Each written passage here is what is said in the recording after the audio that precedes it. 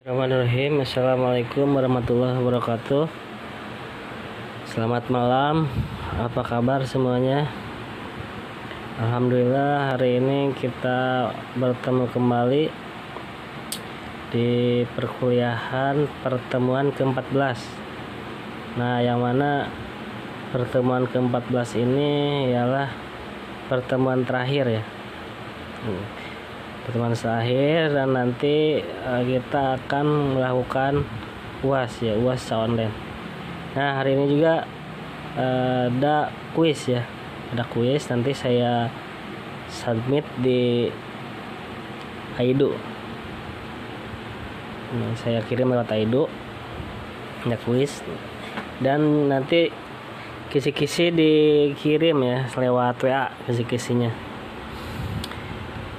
Nah, untuk hari ini kita akan membahas mengenai meningkatkan keamanan komputer. Nah, keamanan komputer itu sangat penting ya, harus diperhatikan. Nah, karena keamanan komputer itu ialah kunci dari keberhasilan perusahaan gitu.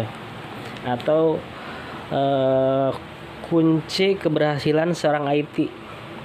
Ya, jadi perusahaan itu harus bisa mengamankan komputer, gitu, jaringan komputer dan sebagainya. Nah, kalau komputer yang ada di perusahaan rentan diserang, gitu ya, atau jebol gitu ya, kena serangan, nah itu sangat membahayakan perusahaan, jadi bisa merugikan. Ya, jangankan di perusahaan, jadi secara pribadi misalkan kamu punya akun, akun Facebook atau akun apapun, nah ternyata ada yang membobol, itu ada yang hack sehingga datanya ada yang mencuri, itu ya, ada yang hilang, nah itu kan merupakan suatu kerugian gitu. Nah, dalam keamanan ini ada beberapa aspek keamanan. Nah, aspek keamanan itu meliputi authentication. Nah, kalau authentication ini jadi penerima itu memastikan informasi keaslian pesan tersebut. Dari orang yang diminta informasi. Jadi ibaratnya gini. Nah, misalkan kita lupa password di Google. Nah, ketika memulihkan akun, nah kita akan ada autentikasi gitu. Bisa melalui SMS atau bisa melalui alamat email pemulih, seperti itu autentikasi. Nah, kemudian ada integrity. Nah, integrity itu keaslian pesan yang dikirim melalui sebuah jaringan dan dapat dipastikan bahwa orang yang dikirim dan dipastikan bahwa informasi yang dikirim tidak dapat dimodifikasi oleh orang yang tidak berhak dalam perjalanan informasi tersebut. Nah, jadi integrity itu jadi ketika kita mengirim pesan, nah pesan itu tidak korup gitu ya, jadi aman di perjalanan. Nah, itu yang harus diamankan di dalam jaringan komputer gitu. Nah, kemudian ada non-repudiation. Nah, ini merupakan hal yang bersangkutan dengan si pengirim. Nah, jadi si pengirim itu tidak bisa mengelak atau misalkan, ini bukan saya yang ngirim, ini bukan saya yang buat, akun saya dibajak, gitu. Akun saya ada yang merubah. Nah, jadi bagaimana membuat orang itu tidak bisa mengelak gitu. Jadi harus orang itu benar-benar kalau memang dia yang mengirim, dia mengirim gitu. Jadi ada memastikan gitu. Nah, kemudian confidentiality. Nah, di sini usaha untuk menjaga informasi dari orang yang tidak berhak mengakses. Nah, jadi ketika kita memiliki sebuah komputer atau sistem dalam komputer, nah di sini harus memastikan gitu. Nah, ini tidak ada orang yang bisa mengakses yang bukan haknya. Jadi ibaratnya kalau di dalam suatu web itu dia ada hak akses gitu ya. Nah, jadi setiap orang itu memiliki akses yang berbeda gitu. Kalau seperti di perusahaan, nah ada misalkan dari mulai admin, dari mulai user gitu ya, dari sampai ibaratnya bos besar ya, direktur ya, dari memiliki hak akses gitu. Jadi setiap orang beda-beda gitu ya. Bisa dengan menggunakan password gitu, username password. Jadi user untuk pengguna mana, untuk pelanggan mana gitu. Jadi nah itu yang membuat confidentiality. Nah, kemudian ada privasi. Nah, kalau privasi itu merupakan lebih ke arah data-data yang sifatnya private gitu. Nah, jadi data-data yang sifatnya pribadi gitu. Jadi misalkan gini. Nah, jadi walaupun kita bekerja di perusahaan misalkan sebagai manajer gitu ya, sebagai bos. Nah, kita tidak berhak misalkan mengakses email seorang karyawan gitu. Mengakses email maksudnya kita masuk atau login menggunakan email pegawai kita, jadi supaya tahu isi dari email tersebut. Nah, itu ibaratnya privasi gitu.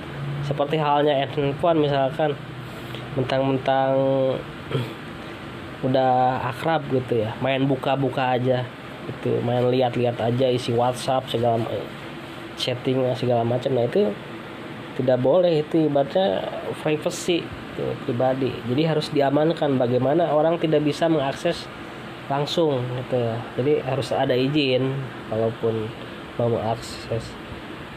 Nah, kemudian availability. Nah, ini aspek availability itu adalah ketersediaan berhubungan dengan ketersediaan informasi. Nah, jadi ketika dibutuhkan, nah sistem informasi itu yang diserahkan atau dijebol dapat menghambat atau meniadakan akses ke informasi. Nah, jadi maksudnya gini. Jadi availability itu ketika mencari informasi, mencari data di dalam komputer, nah itu tersedia ada gitu. Nah, tapi bisa juga misalkan nah ini datanya harus dihapus nih, harus dihilangkan. Nah, gitu. Dihilangkan. Tapi kalau availability itu berarti ketersediaan gitu. Nah, kemudian access control. Nah, aspek ini berhubungan dengan cara mengatur akses kepada informasi. Nah, biasanya kalau access control ini berhubungan dengan authentication gitu, dengan privacy. Nah, ini biasanya kalau access control itu menggunakan user ID dan password gitu. Jadi access control itu sistem itu bisa melihat, bisa mengontrol yang login itu siapa gitu, berdasarkan password dan ID. Nah, selanjutnya langkah-langkah utama mengamankan komputer. Nah, di sini umpama kita menggunakan komputer dengan OS Windows gitu. Nah, pengguna Windows sebenarnya sebaiknya sih menggunakan yang asli gitu. Walaupun pernah ibaratnya mendapatkan berita atau informasi ya, banyak pengguna di negara kita itu menggunakan yang software bajakan gitu ya.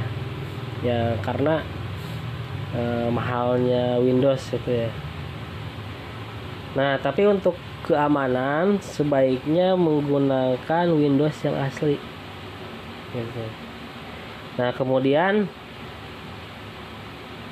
Kalau yang asli itu bisa di-upgrade.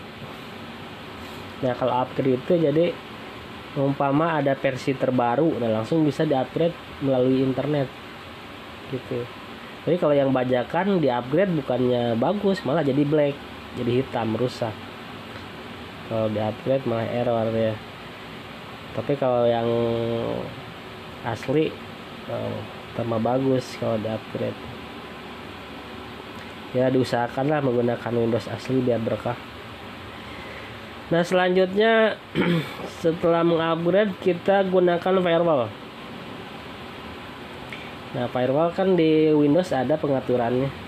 Nah coba gunakan firewall, jadi untuk mengamankan supaya tidak ada orang hacker jahat gitu, atau worm atau spyware, biar tidak nah biar kalau mau install software bajakan juga kedetek, ya bisa. Ya misalkan ada orang yang berniat tidak baik, ya bisa kedetek sama firewall. Nah tapi kalau kita yang pengguna ibaratnya router ya, biasanya sih sudah ada firewall, jadi lebih aman. Nah kemudian yang ketiga, diinstal antivirus. Nah diusahakan install antivirus itu yang asli ya. Kalau yang free biasanya masih banyak kekurangan gitu ya, dan juga rentan terkena virus juga gitu. Nah jadi gunakan virus yang pro gitu, yang pro, terus sesuaikan antivirusnya dengan spesifikasi komputer milik kita gitu. Jangan sampai menggunakan antivirus yang berat. Kalau menggunakan antivirus yang berat, yang ada komputer kita hang gitu pas dinyalakan, kan biasanya antivirus yang jalan lebih dahulu gitu. Nah setelah berjalan, kalau antivirusnya ringan ya OS-nya berjalannya lancar. Tapi kalau antivirusnya berat gitu, menghabiskan memori besar ketika booting awal gitu ya, yang ada malah hang komputernya. Nah kemudian selalu update gitu. Nah dalam antivirus biasanya sebaiknya gitu ya, jadi ketika misalkan mau memasukkan data misalkan dari flash disk, nah usahakan di scan terlebih dahulu gitu, jangan langsung dibuka, scan ke antivirus gitu. Jadi jangan langsung begitu colok langsung dibuka, jadi usahakan colok scan terlebih dahulu gitu. Nah kemudian update. Nah di sini untuk antivirus gitu, nah diupdate juga gitu kan, sesuai perkembangan ibaratnya zaman gitu ya. Jadi antivirus itu pasti berubah-ubah, maksudnya berubah tuh ada muncul yang baru gitu. Nah makanya ada update gitu.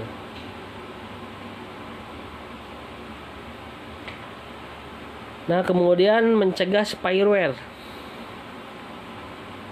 Nah spyware itu adalah program kecil yang hinggap di komputer untuk merekam dan mengirim semua data-data kegiatan yang terjadi di komputer. Nah ini merugikan si pemilik ya, nanti datanya bisa hilang, bisa dicuri gitu. Makanya harus bisa mendetek gitu keberadaan ibaratnya spyware. Nah di sini kita harus waspada ya ketika mendownload di internet atau mendapatkan email. Misalkan kita ngedownload ibaratnya aplikasi yang ibaratnya ada crack gitu ya. Nah itu misalkan itu bisa membahayakan cracknya. Ada keygen gitu ya, keygen yang download tuh ya kita kan nggak tahu isi sebenarnya gitu ya, bisa aja isinya spyware. Nah, kemudian diusahakan jangan menginstal program yang tidak jelas pembuatannya. Jadi jangan sampai kita ngedownload dari pihak ketiga gitu. Nah, itu maksudnya yang tidak jelas sumbernya, pembuatnya. Jadi misalkan kita ngedownload aplikasi A, nah tapi ngedownload nya di B. Nah, itu di si B itu bisa dimodifikasi programnya, isi programnya. Bisa aja disimpan spyware gitu. Nah, di Play Store juga sama, di handphone. Nah, di handphone juga lihat terlebih dahulu ketentuannya, persyaratannya. Jangan sampai kita asal pasang gitu. Jadi nanti malah membahayakan. Nah, untuk menghilangkan spyware kita bisa menggunakan program anti spyware atau Windows Defender. Jadi udah ada, tinggal diaktifkan ya kalau udah menginstall OS Windows. Nah, kemudian amankan koneksi wireless. Nah, jadi ketika kita menggunakan wireless, nah kita harus menggunakan keamanan itu WPA 2 PSK gitu ya, menggunakan WPA gitu. Jadi ketika orang mau masuk ya ada autentikasi, jadi bisa masuk itu orang-orang atau yang bisa kita percaya gitu. Nah, kemudian membatasi resiko email spam. Nah, jadi ada beberapa hal yang dapat dilakukan untuk mengurangi resiko terhadap spam. Nah, di sini jangan klik apapun terhadap email yang telah didefinisikan sebagai spam gitu. Jadi kan ketika kita membuka email kan, di folder spam pasti akan muncul. Nah, biasanya sih spam itu pesan yang dikirim ke banyak orang gitu. Jadi semacam iklan gitu, kirim ke jutaan orang. Nah, itu biasanya dianggap spam gitu. Nah, itu juga kalau udah spam ya biarin saja, tidak usah gitu. Kecuali kalau memang kita tahu sumbernya itu aman gitu. Nah, kemudian pisahkan antara email pribadi, kantor, dan email yang digunakan untuk melakukan registrasi online gitu. Jadi nanti untuk email itu kita memiliki email jangan hanya satu akun gitu. Misalkan kita punya perusahaan, nah berarti perusahaan memiliki email khusus itu. Nah, untuk transaksi pribadi ya berarti kita menggunakan email untuk transaksi pribadi gitu. Jangan sampai dicampur email perusahaan, email pribadi digabung, jangan. Jadi harus dipisah. Nah, kemudian backup. Nah, di sini selalu backup file penting dan simpan di tempat lain yang aman. Nah, kalau bisa simpanlah di Google Drive. Nah, itu paling aman. Jadi untuk membackup, nah misalkan data-data yang penting di backup aja di Google Drive. Jadi disimpan di awan. Itu jadi ketika komputer rusak, komputer hilang ya datanya masih tersimpan di Google Drive. Yang penting kita memiliki email, itu alamat email, dan kita masih ingat nama email sama passwordnya. Nah, kemudian langkah-langkah utama mengamankan komputer. Nah, di sini kita bisa mengamankan secara fisik. Nah, kalau secara fisik ya berarti kita menyimpan di ruangannya yang aman gitu. Jadi misalkan di kantor, nah berarti kantor tersebut ruangannya aman dari pencuri, aman dari kebakaran, aman dari gempa gitu. Nah, misalkan menyimpannya jangan di bawah. Kalau di bawah di lantai dasar ya takut banjir, di lantai 2 gitu disimpannya. Ya sebaiknya sih di lantai 2, jadi pencuri juga enggan juga kalau ngambil di atas, jadi khawatir terlihat. Nah, atau misalkan pakai kunci pengaman tambahan. Nah, secara di komputernya misalkan menggunakan fingerprint gitu ya. Nah, atau misalkan kalau dibawa-bawa komputer menggunakan tas gitu, yang ibaratnya ketika kebanting nggak langsung kena komputernya, kena busa gitu ya. Nah, kemudian mengamankan komputer dari virus. Nah, di sini email adalah salah satu cara penyebaran virus yang paling mudah dan paling berbahaya. Nah, jadi kalau kita membuka email itu usahakan sumbernya yang kita tahu gitu, yang benar-benar aman gitu. Jadi jangan sampai ada spam dibuka, jadi kosongkan aja, dihapus. Nah, kemudian USB flash disk adalah metode penyebaran virus yang paling banyak kedua setelah email. Nah, jadi usahakan ketika menggunakan flash disk ya dipindai dulu. Nah, tapi sebaiknya sih ketimbang flash disk ya mending menggunakan hard disk eksternal gitu ya, lebih aman. Kalau hard disk eksternal masih kuat dengan serangan virus itu. Nah, kemudian kita harus berhati-hati menggunakan program email klien, misalnya Microsoft Outlook. Nah, jadi harus terupdate ya, harus pastikan update. Terus OS-nya jangan menggunakan yang bajakan. Kemudian menggunakan emailnya sifatnya free dan dapat diupdate secara otomatis. Ya, misalkan menggunakan Mozilla Thunderbird atau Pegasus gitu ya. Nah, kemudian semua orang pasti mengetahui internet adalah sumber penyebaran virus terbesar di dunia. Itu nah, makanya ketika browsing ya harus aman, berarti antivirusnya harus aktif. Nah, kemudian mesin pencari, search engine ya. Nah, misalkan di sini Google terkadang tidak dapat menyaring situs yang dianggap sebagai berbahaya.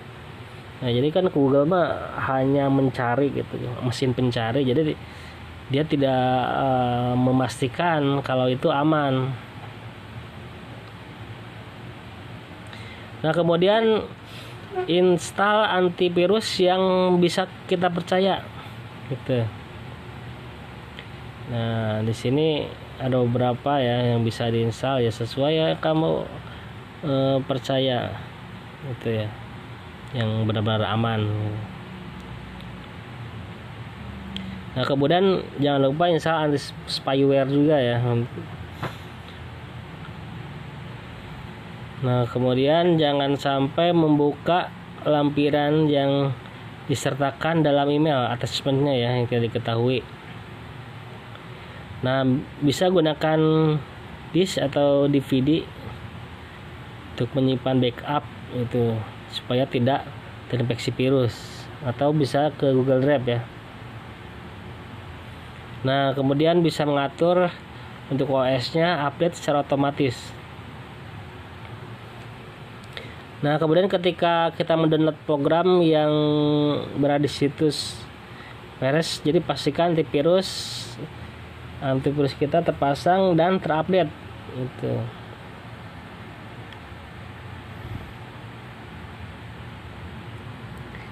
Nah, sampai di sini pertemuan hari ini ya. Nah, mudah-mudahan bermanfaat. Sekian, wassalamualaikum.